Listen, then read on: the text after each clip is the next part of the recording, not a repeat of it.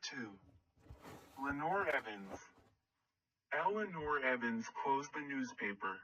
She folded it in half, then in quarters, and then she stuffed the flimsy Monday newsprint under a pile of paperwork on the front desk of Evans' funeral parlor.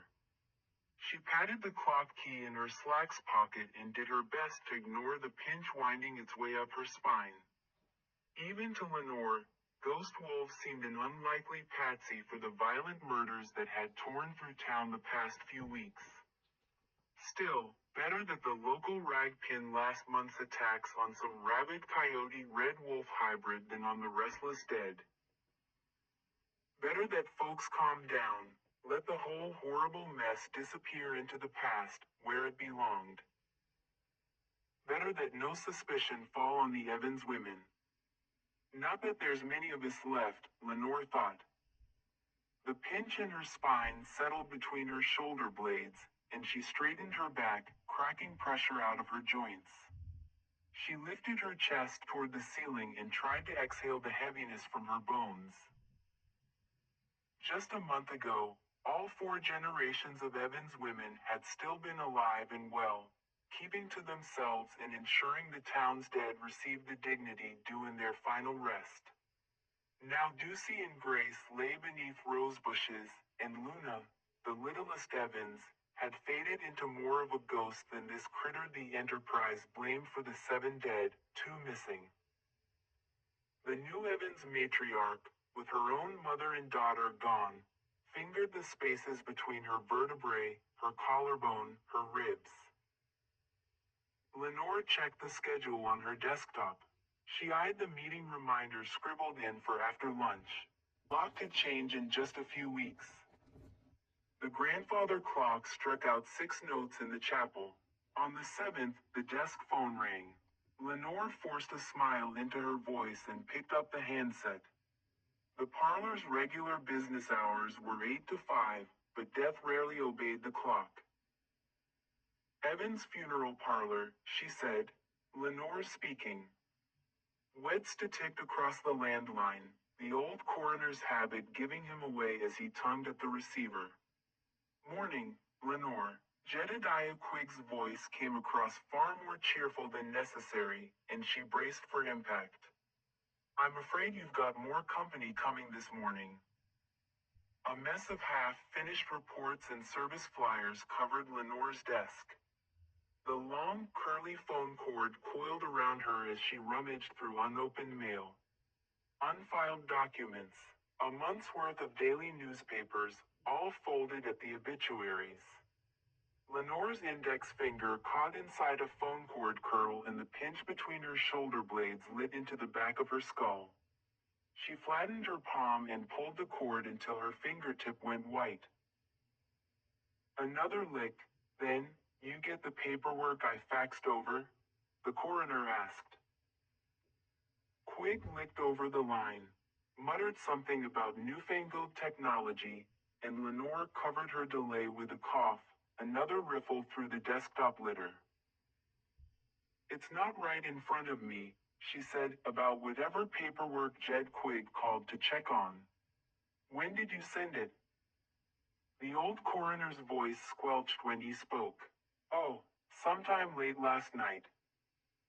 Lenore spun in her chair, switching the handset to the other side of her head when she spotted the papers resting in the fax machine tray, the familiar stamp of the coroner's office cover sheet. Without Ducey and Grace at her side, Lenore now had more work than hours. None of the bodies in the parlor's coolers appeared to be restless, but she hadn't got them in the ground yet, either. Lenore had spent her entire life keeping the restless dead in their graves. She'd never heard tell of a Strigoi rising because of a delayed, but she didn't want to play the odds on finding out not after that god-awful mess all those years ago, the repeat just last month. I've got it right here. She pinched the hard plastic receiver against her shoulder, leaned over so far that the rubber coils straightened across her throat, and collected the pages. Lenore untangled herself from the cord as she scanned the type stamped into the intake form's lines. Mrs. Viola Rose Carroll, age 62. Heart attack, she said. Happened in the market basket dairy aisle. The old night owl suckled each word as it crossed his lips. Poor thing had a tub of pimento cheese in her hand when she dropped. Busted wide open the container. I mean, not Mrs. Carroll, he added with another lick. Her wig caught most of the cheese, by the looks of things, but you might still find some in her hair. Lenore pulled the phone cord tighter around her wrists. Quig had a taste for making light of the stranger things he came across in his work, but she had decades of practice brushing off her mother's tasteless jokes. The pinch in the back of Lenore's skull beat and she resisted the urge to rub at her temples when she squeezed her eyes shut. We'll take good care of her, she told the coroner. The silence on the other end of the line meant he'd heard it, too, the plural, the we, but even an oral-fixated undertaker had better bedside manner than to comment. All those decades of practice, and Lenore would give away her soul to hear one more snarky comment from Ducey, retrieve one more butterscotch cellophane from the breakroom carpet. Anything to see her mother, her daughter, alive, just one more time. But they were gone, and Lenore still had a job to do. She opened her eyes. The body will be there soon, Quig said, voice thick. We're loading her up now. He recovered, coughing the wet free. Daniel's the new kid. He'll introduce himself when he gets there. I'm glad you finally got yourself some help. A month ago, Lenore would have taken care of the paperwork, the family, and the service sales, while Ducey bathed and readied the body. Grace would come behind with her shiny red vanity case, and Lenore would set an AP appointment with Snow Leger. Of course, poor Snow's gone now, too. The beautician's death hadn't been the first in the string of attacks, but it had set off the events that dropped the Evans funeral parlor's staff to one. Quig's breath fogged against Lenore's ear across the landline. I hear you'll be getting some help yourself soon, he said. Lenore summoned her best manners, her brightest tone. Apparently Roger Taylor had shared his recruiting efforts with the coroner, too. Luna and I are managing things just fine. The Evans family business, the Evans family duty from one generation to the next, passed from woman to woman. And they'd carried on the work until the littlest Evans got caught between the women who protected life and the dead that craved it. Luna's mixed blood of human and monster made her special, maybe even the key to understanding why the dead grew restless at all, but ignoring the consequences of the girl's parentage had also exposed gaps in the Evans family knowledge. Gaps that had cost them dearly. Cost us everything, almost. Lenore needed to better understand her granddaughter's nature before dragging Luna into the work, but she was up to her ears without anyone to help at the funeral parlor. If Lenore hired another set of hands, she would bring a woman without Evans blood into their business for the first time. But if she didn't? Lenore twisted her hands free of the phone cord. She traced the outline of the key in her pocket and stared at the appointment scrawled into her schedule. A bell of a lot could change in just a few weeks. Warm scents of roasted hazelnut and vanilla floated down the hall, rolling over Lenore's shoulder from the breakroom coffee pot as she looked through the front windows, watching a sheriff's department cruiser swing into the parking lot. The Crown Vic crawled to a stop end of the pavement beside Ducey's old Rambler, near the white rosebush Lenore had guarded for the past 15 years. Near the other two seedlings they'd planted the night her mother and daughter died. Already fresh blooms erupted from Ducey's grave like fireworks, but only a mound of matted dirt covered where Grace's body lay.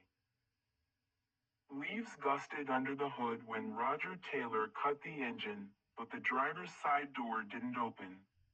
Lenore pushed herself to her feet and turned her back to the glass to give the man outside his privacy. Well, if you girls need anything. The old coroner let the words drop off.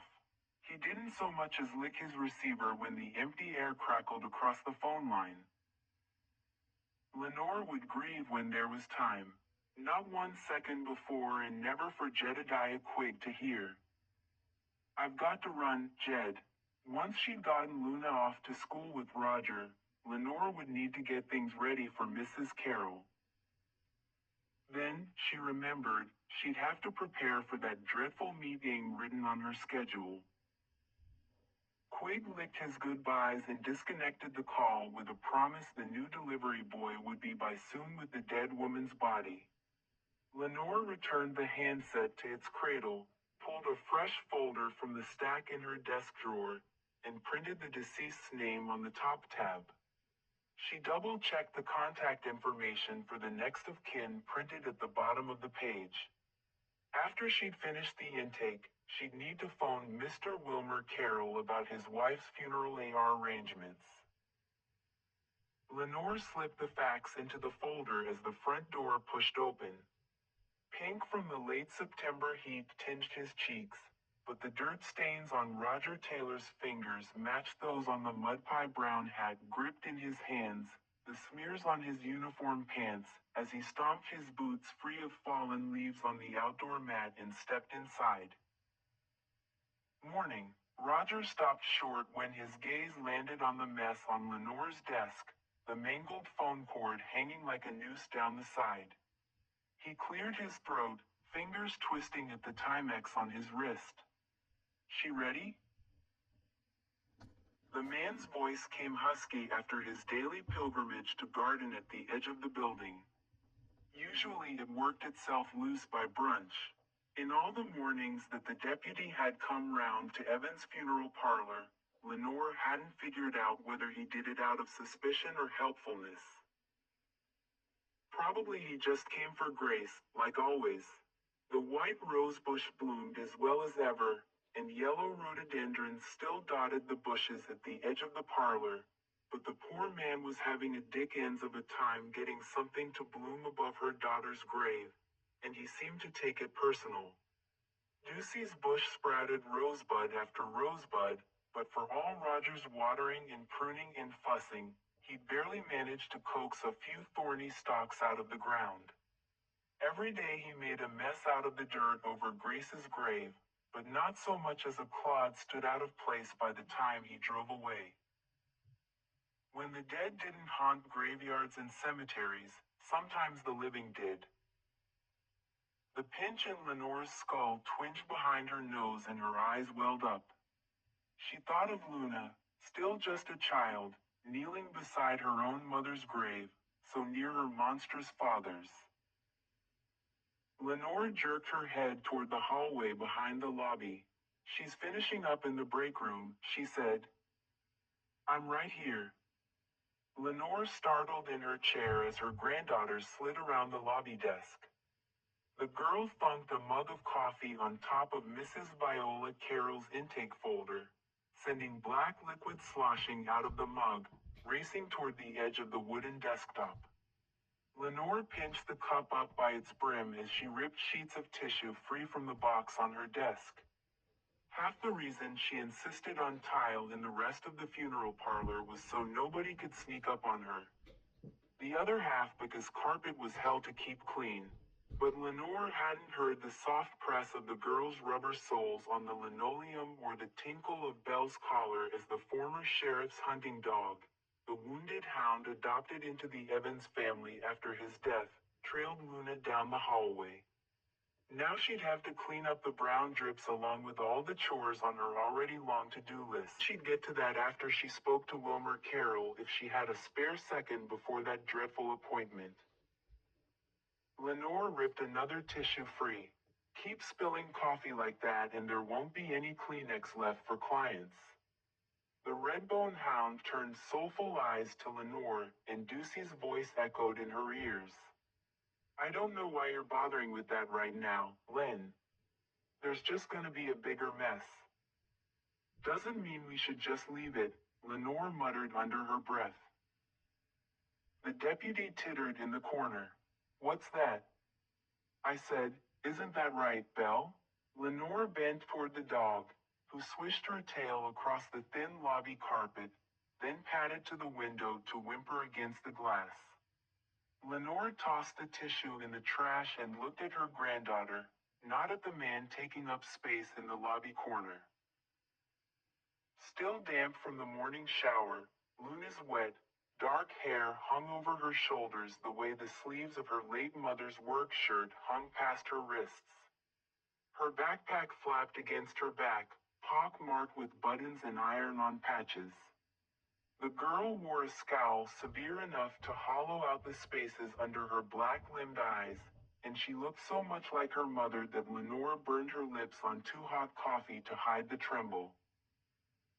But at least Luna had dressed for school. Lenore tried to exhale the pinch behind her eyes. She pulled her lips into a line, as rigid and straight as when the phone cord had tightened around her neck, then forced the ends up until they cracked into a smile. "Have a good first day back, honey," she told Luna. "Roger will pick you up and bring you here after school." Color sparked in Luna's cheeks despite the pale powder she'd pat Ted onto her skin, cheeks flushing from tongue pink to blood red. Her shoulders squared, and Lenore felt the temperature rise in the room like a body in the parlor's lab, but the girl shifted her backpack from shoulder to shoulder, and her voice came out at a reasonable volume. "I've been out of school a month already. I don't see what's so bad. Missing one more day." Luna dug her toe into the carpet and mumbled, "It's stupid that I have to go back just to sit through a memorial for Allison and Andy. Not like I could forget what happened or anything." Lenore watched Roger's knuckles go white where he clutched at his hat before she looked at her granddaughter again. The man still favored his forearm, last month's wound taking its time to heal, but she'd never thought to ask what became of his old hat, the one he'd used to try to stop the blood pouring from Grace's chest. "I know you'd rather not attend," Lenore said, "but it's the proper thing to do. The poor dear deserves that much." "Then you go," Luna shot back, midnight eyes so bright with the full moon that Lenore looked away and Roger took a step back, melting into the wainscoting along the lobby wall. "Sorry if I don't want to sit through a memorial for my ex-boyfriend that I accidentally turned into a monster and set loose on the town on us." Her granddaughter's sentence ended in a sniff, and Lenore rallied, tried to buff the sharp edges from her words. She had meant the girl ripped open on the movie theater pavement in broad daylight, not the boy that ripped their family apart. Andy had been responsible for the restless deaths blamed on rabid coyote wolves, but Luna had been responsible for what happened to Andy. "It's not about him." The pinch in Lenore's skull rattled against her teeth as it joined the saltwater pooling at the back of her throat. At least Roger kept tucked into the woodwork where he belonged and didn't butt into the family business more than he already had, anyway. "It's about you," she told her granddaughter. "You need to let them go so that you can carry on." "Me?" Luna's eyes went wide. "What about you?" If it had just been Andy that had gone into the ground that god-awful night, the youngest Evans might have forgiven herself. But the boy had killed Luna's mother, Lenore's own daughter. Grace Evans had sacrificed herself to save Luna, just as Lenore's mother had done the same to save them all. Now they both had to live with that. Luna's body went stiff.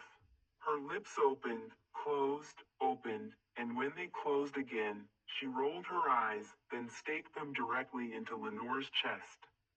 "You're really going to make me go?" Belle whined against the window, fog blooming across the smooth surface, and pressure bubbled in Lenore's chest. She glanced at Roger Taylor, at his knuckles, white against mud pie brown. As much as Lenore felt the need to keep her granddaughter under constant surveillance, a feat she hadn't quite accomplished while raising her own daughter decades before, She'd feel a lot better about navigating her new parental responsibilities if Roger would stop twisting his damn hat. I am, she managed, finally. The girl spun on her heels, backpack slugging over her shoulders, and reached down to scratch behind the hound dog's ears before she charged out of the double doors of Evan's funeral parlor without another word. Roger pried himself out of the woodwork to clamp his palm on the desktop. She'll come around, he said, as if he had daughters of his own. He tapped his finger against the appointment circled on Lenore's desk calendar. Give the coffee shop girl a chance. She's been taking classes down at the beauty college, he added. Could be a big help to you around here. Lenore pursed her lips. She'd be the judge of that. There's a big difference between playing dress-up with mannequins and taking care of the deceased, she told him. Especially in this town. Roger paled around the edges when Lenore nodded toward the rose bushes planted alongside the parlor's edge. He managed to fit that rumpled mess of a hat back on his head, then hitched up his pants and headed to the glass front doors, Belle on his heels. The dog snuck her snout into the frame, and Roger nudged her aside when he pulled the door open. Keep Belle indoors, if you can, he said over his shoulder. We've had a couple reports of pets going missing. Must be that coyote hybrid, Lenore said, and they both smiled. Lenore watched as the man backed his patrol car out of the parking space and aimed its nose toward the street, Luna's profile rigid in the passenger side glass. User turned out of the dealer's lot just as a white van with coroner printed across the hood turned in. Quig might take his time making his way through a phone call, but the man was quick at his work. What was his new boy's name again? When the van disappeared around the side of the building, Lenore plucked Mrs. Carroll's intake folder from the desktop. Come on, Belle, she called, but the old hound stood, legs stiff and tail ramrod straight, staring out the parlor's front doors at the space where Roger's car had been, at Ducey's blooming grave. At Grace's freshly tended mound of dirt. Belle, come on, honey. The old hound might be 1 year in the grave already, but her training held strong. If she couldn't get outside to hunt down whatever scent she'd picked up, then it seemed lying at the door would have to do. Lenore left the dog behind with the half-spilled mug of coffee. She passed the break room without looking in, without seeing her mama's empty armchair, the dog-eared romance novel Ducey had left on the tray table. The taste of butterscotch swelled on Lenore's tongue, but Quig's delivery boy knocked on the back door and the sound chattered against her teeth, filling the space between her bones. 7 dead, 2 missing, she thought. 7 dead, 2 missing, and the dead didn't stop dying,